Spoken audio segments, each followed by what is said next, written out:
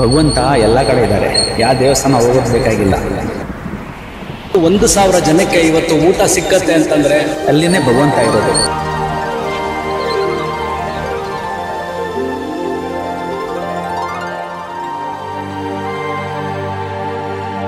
ಬ್ರಹ್ಮಾಂಡ ನಾಯಕ ಬಾಬಾ ಪರ್ತಿಪುರೀಶ್ವರ ಬಾಬಾ. ಖುಷಿ ಬರುತ್ತೆ ಕೆಲಸ ಮಾಡೋದು. ಕೆಲಸ ಮಾಡಿದ್ರೆ ಇಲ್ಲಿ ಒಂಥರ ಆನಂದ, ಆತ್ಮತೃಪ್ತಿ. ಸಾಯಿರಾಮ್ ಸರ್, ನಾನು ನಾಗೇಶ್ ಅಂತ, ಪೊಲೀಸ್ ಸಬ್ ಇನ್ಸ್ಪೆಕ್ಟರ್. ಬಾಬಾ ಹೇಳೋದು ಒಂದೇ, love all, serve all, help ever, hurt never. Sir, ಇಲ್ಲಿ ನೀವು ಇಲ್ಲಿ ಬಂದ ಮೇಲೆ ಸ್ವಾಮಿ ಡಿವೋಟಿ ಆದ್ರೆ ಹೇಗೆ? ಇಲ್ಲಿ ಬಂದ ಮೇಲೆ ಆಗಿದ್ದು ಸರ್. ಓಂ ಶ್ರೀ ಸಾಯಿರಾಮ್. ತಮಗೆಲ್ಲ ತಿಳಿದಿರೋ ಹಾಗೆ ಜಗತ್ತಿನಲ್ಲಿ ಹಾಗೂ ಭಾರತದಲ್ಲಿ ಕೂಡ ಲಕ್ಷಾಂತರ ಜನರು ಒಂದು ಹೊತ್ತಿನ ಊಟಕ್ಕಾಗಿ ಪರಿತಪಿಸುತ್ತಿರುತ್ತಾರೆ. ಮಧ್ಯಾಹ್ನದ ಒಂದು ಹೊತ್ತಿನ ಊಟವನ್ನ ಆ ಆಸ್ಪತ್ರೆಗೆ ಬರುವ ಎಲ್ಲರಿಗೂ ಶ್ರೀ ಸತ್ಯಸಾಯಿ ಸೇವಾ ಸಂಸ್ಥೆ ಕರ್ನಾಟಕ ಇವರು ಉಚಿತವಾಗಿ ಬಡಿಸುತ್ತಾರೆ. ಹಾಗಾದರೆ ಪ್ರತಿದಿನ ಮಧ್ಯಾಹ್ನ ಆ ಒಂದು ಹೊತ್ತಿನ ಊಟದ ಸೇವೆಯನ್ನು ನೀಡುತ್ತಿರುವ ಕರ್ನಾಟಕದ ಪ್ರತಿಷ್ಠಿತ ಆ ಆಸ್ಪತ್ರೆ ಯಾವುದು? ಬನ್ನಿ, ಇಂಥ ಶ್ರೇಷ್ಠ ಮಹತ್ ಕಾರ್ಯ ನಡೆಯುತ್ತಿರುವ ಆ ಸ್ಥಳವನ್ನು ನಾವು ನೀವು ನೋಡಿ ಅದಕ್ಕೆ ಸಾಕ್ಷಿಯಾಗೋಣ.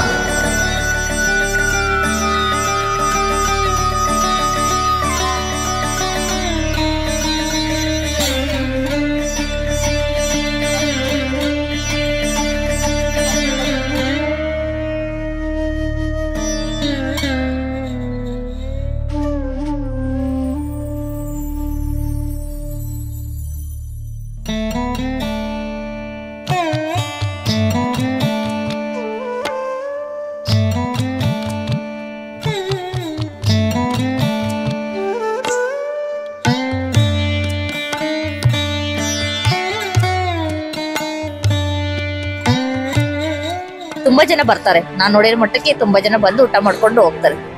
ಸಾಯಿರಾಮ್. ಸಾಯಿರಾಮ್. ನಿಮ್ಮ ಹೆಸರು? ನನ್ನ ಹೆಸರು ಭಾಗ್ಯಶ್ರೀ ಅಂತ. कहाँ से आया? ಬೆಂಗಳೂರು से. ಕಡುಬಿ ನೋಡಿ. ಇಲ್ಲಿ ನೈಸ್ ರೋಡ್ ಇಂದ ಸುಂಗದಗಟ್ಟೆಯಿಂದ ಬರ್ತಾ ಇದ್ದೀನಿ. ಚಿಕ್ಕಬಳ್ಳಾಪುರ. कितने दिन से आप आ रहे थे? Almost 1 year. ನಿಮ್ಮೂರಲ್ಲಿ ಯಾರು ಅಡ್ಮಿಟ್ ಆಗಿದ್ದಾರೆ? ಹಾ, ಅಮ್ಮ ಇದ್ದಾರೆ. ಅಮ್ಮ ಇದ್ದಾರೆ. ಇವರು? ನಮ್ಮಮ್ಮ.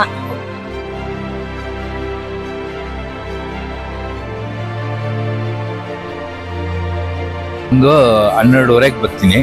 ಇಲ್ಲಿ ಬಂದು ಹೋದ್ ಕಿತಾಬ್ ಬೇರೆ ಹಾಕಿದ್ರು, ಈ ಕಿತಾಬ್ ಪಲಾವ್ ಮೊಸರನ್ನ ಹಾಕಿದ್ದಾರೆ. ಟ್ರೀಟ್ಮೆಂಟ್ ಬಂದೈತಿ. ಯಾರಿಗೆ ಟ್ರೀಟ್ಮೆಂಟ್? ಪಾಪುಗ.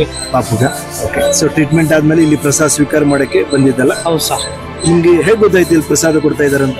ಅಂದ್ರೆ ಇಲ್ಲಿ ಇರ್ತೀವಲ್ಲ ಹಾಸ್ಪಿಟಲ್, ಇಲ್ಲೇ ಗೊತ್ತಾಯ್ತು ನಮ್ಗೆ. ಹೇಗೆ ಅನಿಸ್ತು ನಿಮ್ಗೆ? ಖುಷಿ ಆಯ್ತಾ? ಖುಷಿ ಆಯ್ತು ಸರ್. ಸ್ವಾಮಿ ಪ್ರಸಾದ್ ಅಂತ ನಿಮ್ಗೆ ಒಂದು ಸ್ವೀಕಾರ ಮಾಡಿ. ತುಂಬಾ ಚೆನ್ನಾಗಿದೆ ಸರ್. ನೀಟ್ನೆಸ್ ಎಲ್ಲ ತುಂಬಾ ಚೆನ್ನಾಗಿದೆ. ವಾಟರ್ ವ್ಯವಸ್ಥೆ ಎಲ್ಲ ಸಪ್ಲೈ ಚೆನ್ನಾಗಿದೆ. They are doing very good job, I can say.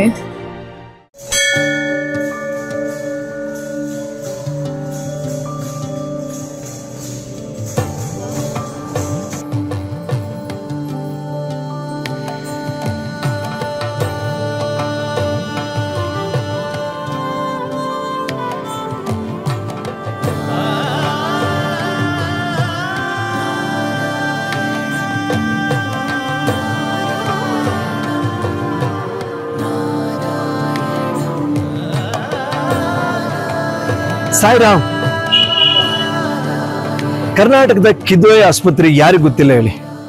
ಬೆಂಗಳೂರಿನ ಈ ಕಿದ್ವಾಯಿ ಆಸ್ಪತ್ರೆ ಸಾಕಷ್ಟು ಫೇಮಸ್ ಇದೆ. ಆದ್ರೆ ಇಲ್ಲಿ ನಡೆಯುವಂತ ಸೇವೆ ಕೂಡ ಅಷ್ಟೊಂದು ಫೇಮಸ್ ಇದೆ. ಸ್ವಾಮಿಯ ಸನ್ನಿಧಾನದಲ್ಲಿ ಈ ಒಂದು ಸೇವೆ, ನಿತ್ಯ ನಾರಾಯಣ ಸೇವೆ, ಕರ್ನಾಟಕ ರಾಜ್ಯ ಸತ್ಯಸಾಯಿ ಸೇವಾ ಆರ್ಗನೈಸೇಷನ್ ನಡೆಸ್ಕೊಂಡು ಬರ್ತಾ ಇದೆ.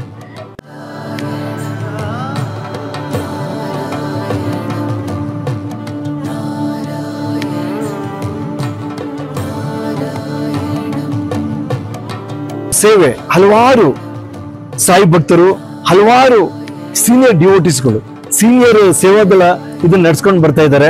ನಿರಂತರವಾಗಿ ಈ ಕಾರ್ಯಕ್ರಮ ನಡೀತಾ ಇದೆ. ಕಸ್ತೂರಿ ತಿಲಕಂ ನಾರಾಯಣಂ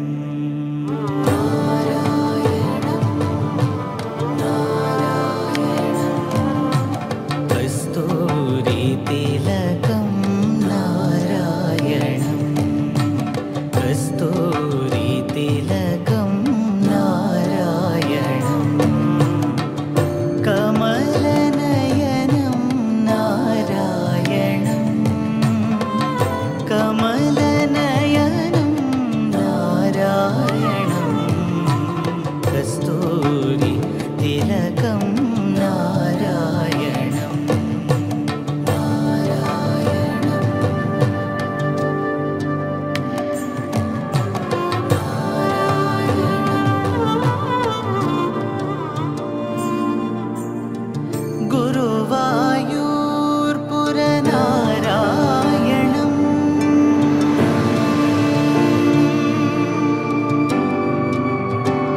ನಮ್ಮ ಭಗವಂತ ನಮ್ಮನಿಗೆ ಈ ಮಟ್ಟಕ್ಕೆ ನಮ್ಗೆ ಆರೋಗ್ಯ ಕೊಟ್ಟಿದ್ದಾನೆ. ಇಲ್ಲಿ ಬರೋಂಥ ಭಕ್ತರುಗಳಿಗೆ ಆರೋಗ್ಯ ಸ್ಥಿತಿ ತುಂಬ ಕಷ್ಟ ಇದೆ. ಆ ಕಷ್ಟ ಇರೋದ್ರಿಂದ ಅವರಿಗೆ ಹಣಕಾಸಿನ ವ್ಯವಸ್ಥೆ ಇಲ್ಲ. ಅದರಿಂದ ನಮ್ಮ ಸಮಿತಿ ಮಾಡ್ತಾ ಇರೋದ್ರಿಂದ ನಮ್ಮ ಸಮಿತಿಯಿಂದ ನಮ್ಮ ಸ್ವಾಮಿ ಟ್ರಸ್ಟಿಂದ ಅಷ್ಟು 1,000 ಜನಕ್ಕೆ ಇವತ್ತು ಊಟ ಸಿಕ್ಕತ್ತೆ ಅಂತಂದ್ರೆ ಸ್ವಾಮಿ ಅವರ ಭಗವಾನ್ ಅವ್ರದ್ದು ಕೃಪೆ. Started with only for 300 members, but slowly it went up to 1,000 members.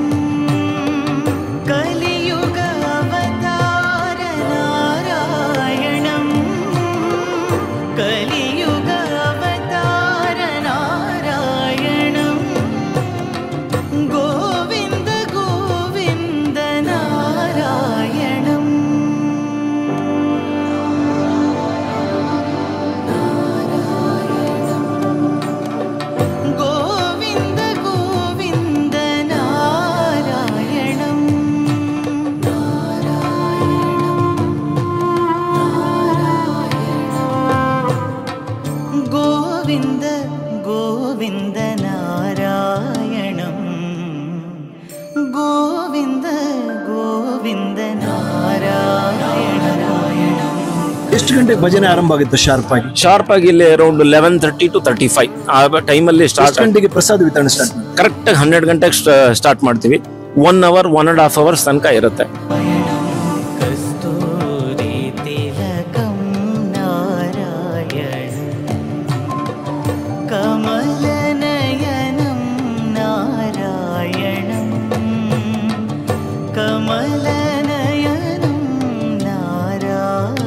ಅಂಕಿ ಅಂಶಗಳನ್ನು ನೋಡಿದರೆ ಹೀಗಿದೆ. 2017 ಇಸ್ವಿಯಿಂದ ಇಲ್ಲಿಯ ತನಕ ಸರಿಸುಮಾರು ವರ್ಷಕ್ಕೆ 1 ರಿಂದ 2 ಲಕ್ಷ ಜನರಿಗೆ ನಿತ್ಯ ನಾರಾಯಣ ಸೇವೆ ಹೆಸರಿನಲ್ಲಿ ಶ್ರೀ ಸತ್ಯಸಾಯಿ ಸೇವಾ ಸಂಸ್ಥೆ ಕರ್ನಾಟಕ ಇವರು ಪ್ರತಿದಿನ ಮಧ್ಯಾಹ್ನ ಕನಿಷ್ಠ 800 ರಿಂದ 1,000 ಜನಕ್ಕೆ ಉಚಿತ ಅನ್ನಪ್ರಸಾದ ನೀಡುತ್ತಾ ಬಂದಿದ್ದಾರೆ. ಇವರ ಈ ಸೇವೆ ಒಂದು ಮನುಕುಲಕ್ಕೆ ಮಾದರಿಯಾಗಿದೆ. ನಾವು ಭಗವಂತನಿಗೆ ಸೇವೆ ಮಾಡ್ತಾ ಇರೋದ್ರಿಂದ ತಟ್ಟೆನಲ್ಲಿ ಒಂದು ಹನಿ ನೀರಿರಬಾರ್ದು. ಅದಕ್ಕೆ ಇಲ್ಲೆಲ್ಲ ಅವರು ಅವರೇ ತೊಳೆದು ಕೊಡಬೇಕು. ಎಲ್ಲ ತಗೊಂಡ್ಮೇಲೆ ಅಲ್ಲಿ ತೊಳೆದು ಕೊಟ್ಮೇಲೆ ಅಲ್ಲಿ ರಿಸೀವ್ ಮಾಡ್ತಾರೆ ನಮ್ಮವ್ರು ಒಬ್ರು. ಅವ್ರು ರಿಸೀವ್ ಮಾಡಿದ್ಮೇಲೆ ಅದನ್ನೆಲ್ಲ ಒರೆಸಿ ಇಲ್ಲಿ ಬರುತ್ತೆ. ಆದ್ರೂ ಒಂದು ಸ್ವಲ್ಪ ತುಣುಕು ನೀರಿರುತ್ತೆ. ಆ ನೀರನ್ನ ಒರೆಸಿ ಕೊಡ್ತೀವಿ. We are serving the lord, that is why we are taking so much of care. ಬಟ್ಟೆ ಏನಿದೆ ಆ ಬಟ್ಟೆ ಎಲ್ಲ ಒರೆಸ್ತೀವಲ್ಲ, ಅದು 3 ದಿವಸಕ್ಕೆ ಒಂದ್ಸಲ ಮನೆಗೆ ತಗೊಂಡೋಗಿ ಒಬ್ಬರು ಸೇವಾದಳು ಮನೆಗೆ ತಗೊಂಡೋಗಿ ಎಲ್ಲ ವಾಶ್ ಮಾಡಿ ತಗೊಂಡ್ಬರ್ತೀವಿ.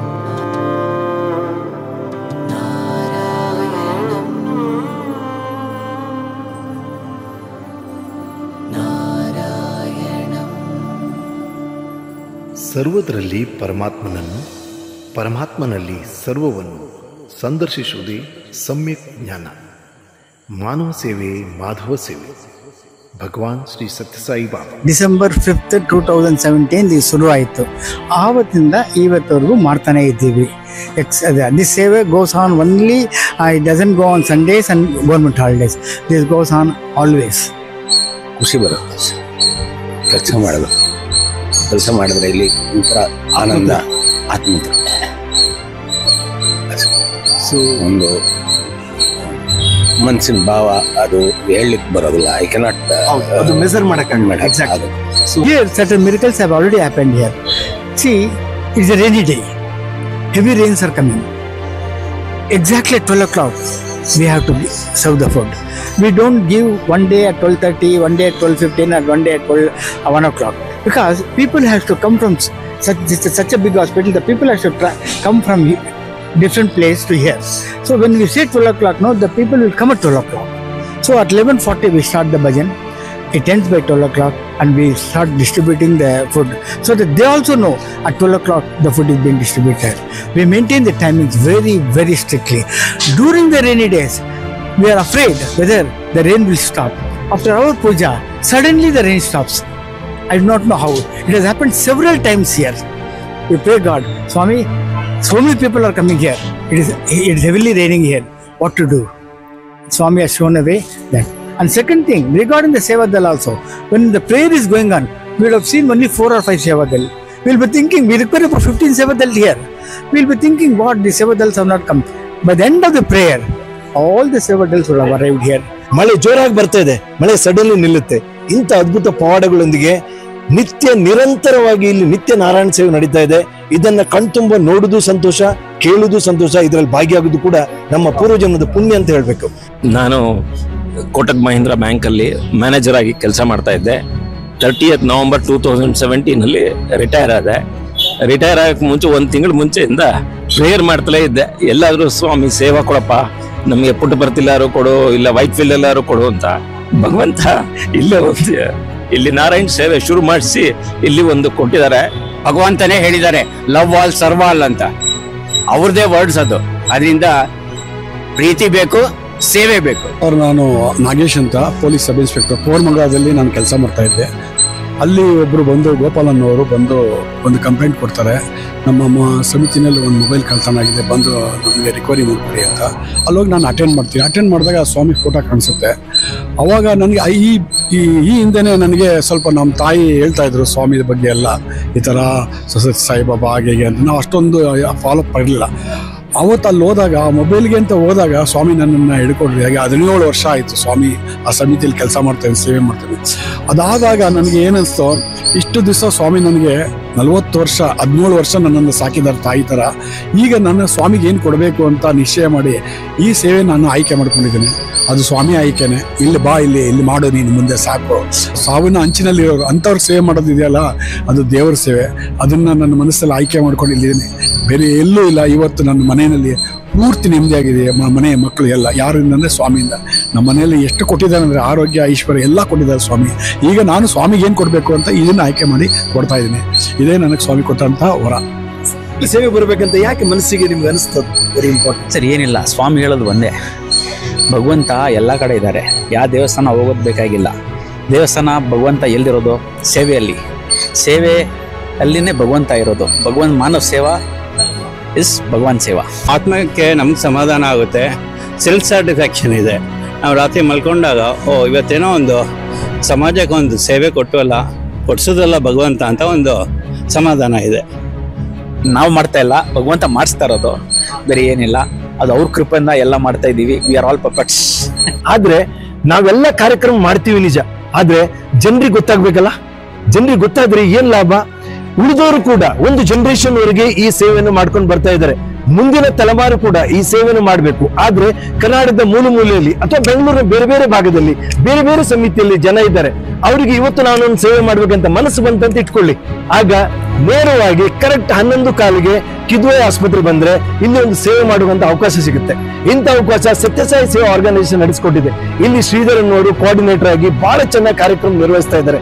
ಇಂಥ ಕಾರ್ಯಕ್ರಮವನ್ನ ನಿರಂತರವಾಗಿ ನಡೀಲಿ, ಸ್ವಾಮಿ ಸೇವೆ ಮಾಡ್ಲಿಕ್ಕೆ ಪ್ರತಿಯೊಬ್ಬರಿಗೆ ಅವಕಾಶ ಸಿಗಲಿ ಅಂತ ಕೇಳ್ಕೊಳ್ತಾ ನಾನು ಇಲ್ಲಿಗೆ ನಿಮ್ಮೊಂದಿಗೆ ಬೀಳ್ಕೊಡ್ತಾ ಇದ್ದೀನಿ.